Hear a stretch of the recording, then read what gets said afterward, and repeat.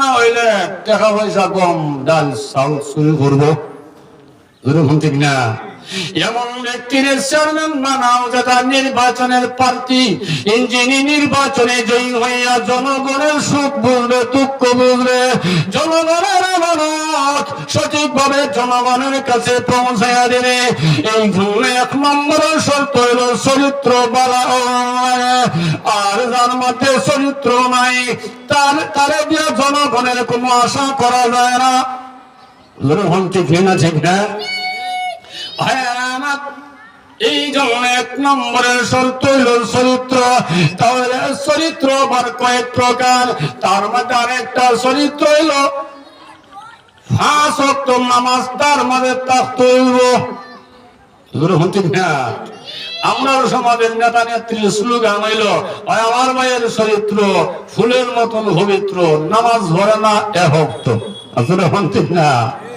নবীজি বলেন যার মধ্যে নামাজ নাই তার চরিত্র বলা যায় না। চরিত্র 1 নম্বরের শর্ত হইল সর্বপ্রথম তার মাঝে চরিত্রের পাশাপাশি 5 ওয়াক্ত নামাজের পাবন্দি হতে হবে।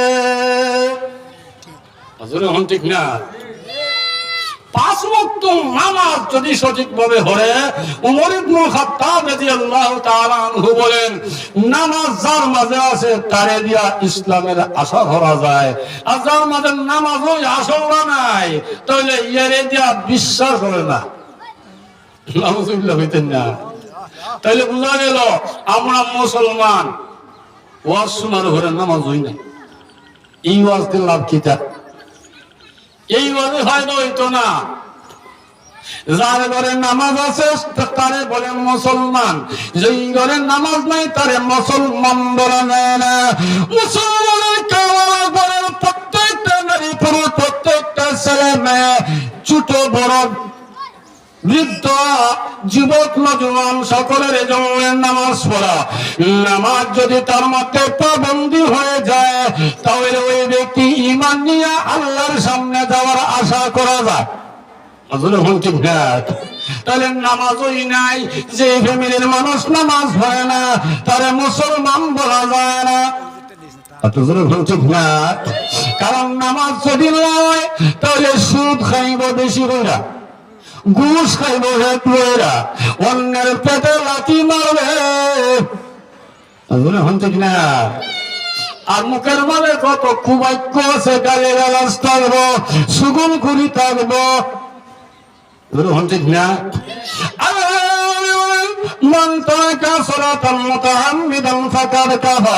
যেই ব্যক্তি ইচ্ছাকৃত নামাজ ছেড়ে দেয় ওই ব্যক্তি কাফির হইয়া যায়। তখন তারে বেনামাজি বেটা দেখলে কাফির হইবেন নাকি? তা নবীজি বলেন কাফির কইও না, হে মুসলমান হওয়া সত্ত্বেও কাফিরের কাম করছে, এটা কুফরি। কাফির বলা যাবে না, কিন্তু কাফিরের কাম করছে। তো চিন্তা করেন, কাফিরও নামাজ পড়ে না, মুসলমান নামাজ পড়ে না। আপনাদেরকে জিজ্ঞাসা করি, নবীজি সারা জিন্দেগি নামাজ পড়ছেন না মাঝে মাঝে কাজা করছেন? নবীজি জিন্দেগিতেও নামাজ কাজা করেন নাই, তাহলে আপনার আমার কাজা হয় কেন? আমার তো খাল আছে, খাস দেখায়, নামাজ বলে খাম নাই। আরো ক্ষেতের কাম, বাজারের কাম, লাঙ্গল টানা, জল টানা, দোকানদারি, ফিয়নগুড়ি, এটা হইল কাম। আর বন্ধুর সাথে বান্ধবীর লোকে সঙ্গ দেওয়া কাম। নামাজ এটা কাম না। আল্লাহ নবী বলেন আসসালাতু মারাজুল মুমিনিন, নামাজ হইছে আল্লাহর সাথে দিদার সাক্ষাতের রাস্তা। নামাজ দাঁড়াইলে আল্লাহর সাথে মেরাজ হইয়া যায়। তাহলে আল্লাহর লোকে দেখা করবেন এটা বড় কাম না আপনার দুনিয়ার ওই সাধারণ মালিকের লোকে দেখা করবেন এটা বড় কাম? নামাজকে বলো না কাজ আছে, কাজকে বলো আমার নামাজ আছে। ঠিক না? নামাজিকে বলো না কাজ আছে, কাজকে ভুলো আমার নামাজ আছে। আপনার কাজকে বলেন এখন আমার নামাজ, এই পর্যন্ত আজকের মতো তাকক আমি নামাজ ছইরা এর ভরে তোমারে ধর্ম, এই কথা কইব মুমিনে, যদি কোন ঠিক কিনা। এই জন্য আল্লাহ আমাদের সবাই নামাজি হিসাবে কবুল করে, সবাই বলেন আমিন। ভাইয়ের আমার বলতেছিলাম, তাহলে নবীর চরিত্রের পাশাপাশি নামাজের দরকার, ঠিক না ঠিক না ভাইয়ের আমার। এরপরে একটা মানুষের যদি কেউ সময় সম্পাদন লাগে, একটা মানুষের যদি কেউ ভালোবাসে, মানুষকে তার ভালোবাসার পিছনে 4টা কারণ রয়েছে। কয়টা কারণ? এত জোরে বল না, কয়টা? 4টা। 4টার মধ্যে 1 নম্বর হইল ধনী যদি হয়, ধনী হইলে মানুষে পরিচয় দেয়, আর গরিব হইলে এমনি তা ঘুরে যায়। আর জিগাইলে অমুক কিটা লাগে, হয় না এর চিনুই না, অথচ তার খাবার ঘরের ভাই, ঘরের ভাই, তার নিজের বাতিরা গরিব দেখে হয় না এর চিন্তা করতো কে, হে হই গ্রামের মানুষ, আপনার ভাষে হই, আমার কিছু না। আর যদি আপনি কোন পদবী হয়, আপনি বেড়া মন্ত্রী হয়ে গেছে, তখন ওই কোন দেশের বেড়া আমি মন্ত্রী সাহেব লাগনে লাগি, বুঝছেন না কেন? মন্ত্রীর পরিচয় দিলে এর ইজ্জত বলে, চুরির তোরা খাইলে চাইটা দিব, ঠিক না? বাবা সন্তন নাই ওই আসামি যদি হয়ে যায়, আমি দারোগার ছেলে, দারোগার এদিকে আপনার ছেলে তো তোরা খাইছে হাইজাকারি, এখন দারোগায় হয় আমি তো বিয়ে করছি, তার ছেলে হইলে এই চরিত্র আসেনি না আমাদের সব। মিছামিছি কাটাইলাম জিন্দেগি,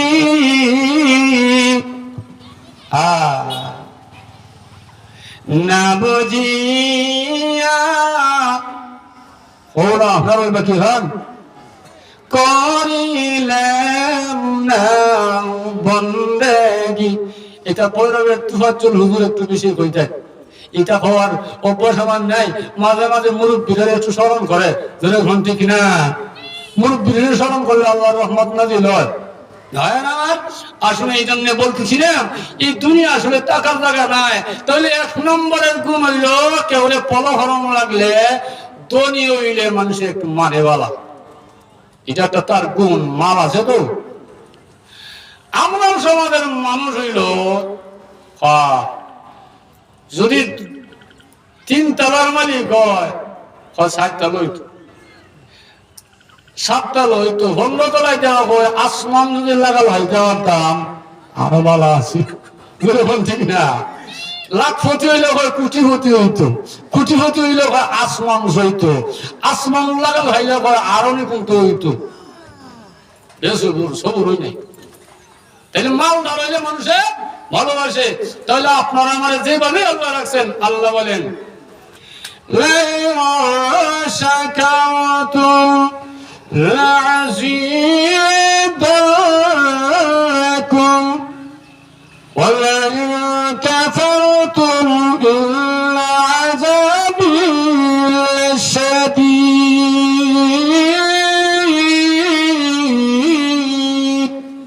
আল্লাহ বলেন তোমরা আমার নিয়ামত হইয়া শুকরিয়া আদায় করবা, আমি তোমাদের নিয়ামতে আরো তোমাদের জন্য, আমার নিয়ামতে তোমাদের জন্য উজাড় করে দিই, বাড়াইয়া দেব। আর যদি না শুকরিয়া করো, ইন্না আযাবি লাশাদীদ, মনে হইল নিশ্চয়ই তোমরা লাগিয়া কঠিন জাহান্নামের আযাবের ব্যবস্থা আছে। তাহলে আমরা যে বাজার আল্লাহ তাআলা জেলা হামলা আছে, ও শুকর আলহামদুলিল্লাহ। কারণ সুস্থ তো একটা নিয়ামত, সুস্থ না হইলে আপনার সামনে আইতে হতাম না, আপনারও এখানে বইতে হতাম না, ঠিক না? এখন ভাইয়ের আমার, দই হইলে তার একটা গুণ, 2 নম্বর হইল সুন্দর যদি হয়, ঠিক না? সুন্দর যদি হয়, তাহলে সুন্দরের লাগিয়া মানুষ পাগল। সুন্দর একটা মানুষ যদি সুন্দর হয়, তাহলে হের পিছিয়ে পিছিয়ে মানুষ ঘুরে। একটা মেয়ে যদি সুন্দরী হয়, হের পিছিয়ে দিয়ে মানুষ ঘুরে। যদি হন ঠিক না, এই মেয়েরে কে বউ বানাইব, কেউ নাতি বউ বানাইব, কেউ ছেলের বউ বানাইব, এটা লইয়া প্রতিযোগিতা শুরু হয়। যদি হন ঠিক না, ঠিক না? কেন? তার মাঝে কোন একটা হইল সুন্দরের বাহার। যদি হন ঠিক না? তা আমাদের নারীরাও এরা ডিসকোরা নিয়ে বইছে, সুন্দর ভাইয়া, সুন্দরের এই গান ভাইয়া, ইটারে এমনি দিতে এমনি এমনি এটার এই রাষ্ট্র হইল না, এটারে যতন করিও, যতনে রতন, আদান কত 30 মিনিট, যতনে রতন। যতন কিভাবে? তাহলে সাহাবিয়াদের জিন্দগি খুলে দেখবেন হেরা যতন করছে কেমনে। যাই হোক, 3 নম্বরেরটা হইল দিনদার যদি হয়, বুজুর্গ যদি হয়, তাহলে আপনাদেরকে জিজ্ঞাসা করি, নবীর চাইতে বড় হিসাব আল্লাহর জমিনে আছে? তাহলে নবীর তরিকা ধরা দরকার। কি বলেন ঠিক না? নবীর চাইতে বড় সুন্দর আছে না, তাহলে নবীরে ফলো করার দরকার। নবীর চাইতে সুন্দর, নবীর চাইতে বড় ধনী আছিল না। কেন?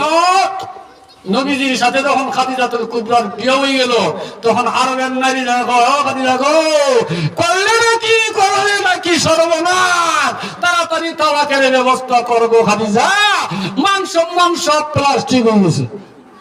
হয়নি না, হয় না? মাংস মাংস প্লাস্টিক, তাড়াতাড়ি তালাকের ব্যবস্থা করো। খাদিজাতুল কুবরা সবাইকে দাওয়াত করলেন আর সামনে আনলেন।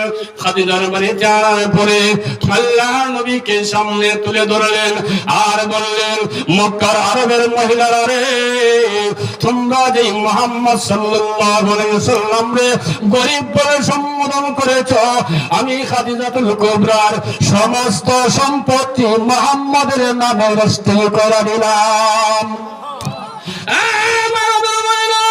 আমি এতক্ষণ ছিলাম মুহাম্মদ গরিব, মুহাম্মদের স্ত্রী, এখন থেকে আমার স্বামী ধনী হয়ে গেল, আমি খাদিজা গরিব হয়ে গেলাম। তাহলে জবাব দৌড়ে ও আরবের মহিলারা, এখন আমার স্বামী মুহাম্মদ ধনী না গরিব? আরবের মহিলারা সকলের মাথাটা নিচু হয়ে গেল। খাদিজাতুল কুবরা ডাক দিয়ে বলে, আরবের মহিলারা রে, আমার নবী দুজাহানের নবী, দুজাহানের সরদার, এখন থেকে মক্কার বড় ধনী হয়ে গেছে, তাহলে আমি ধনী মুহাম্মদের স্ত্রী, আমার জীবন সার্থক হয়ে গেছে। সারা খাইছি নি বুটটা। খাদিজা, তোমার লগে ভালো লাগলো না? সুবহানাল্লাহ বলতেন না ভাইরা আমার। এখন আসুন, আরেকটা হইল দিনদারিতা। দিনদারিতার মধ্যে নবীর চাইতে বড় আমল আর কারো আসিল? আসেনি। আমলের লাগিয়া যদি পলো হরণ লাগে, বুজুর্গীয়তের লাগে যদি হরণ লাগে, ধনীর লাগে যদি হরণ লাগে, সৌন্দর্যের লাগে যদি হরণ লাগে, ক্ষমতাশীলের জন্য যদি কেউ মানন লাগে, তাহলে নবীরে আগে মানো। নবী হলেন আমাদের জাতির মডেল। নবীজির চরিত্রে আমাদের জিন্দগি সাজানো দরকার। যদি সাজাইতে পারে তাহলে জিন্দগি সার্থক। কঠিন কিয়ামতের দিন নবীজির সুপারিশ কবুল হবে। আল্লাহ বলেন, নবীজির শাফায়াত যাদের নসিব হয়ে যাবে, আমি আল্লাহ তাকে বিনা হিসাবে জান্নাত দান করব। অনেক লম্বা আলোচনা, বিস্তারিত বলার অবকাশ নাই, যেহেতু মাগরিবের নামাজ নিকটবর্তী। আজকে এই মাহফিলে অনেকেই গত বছর ছিল, এই বছর নাই। এই বছর অনেকে আছেন, আগামী বছর আমার নাও থাকতাম পারি। এই জন্য মাহফিলের কদর করার দরকার আসেনি না নাই? এই গ্রামের সকলেই আমাকে ভালোবাসেন, ভালোবাসার খাতিরে আসি। এই জন্য আপনাদেরকে অনেক কথা নিজের মনে করে বলি, আবার কষ্ট নিয়েন না।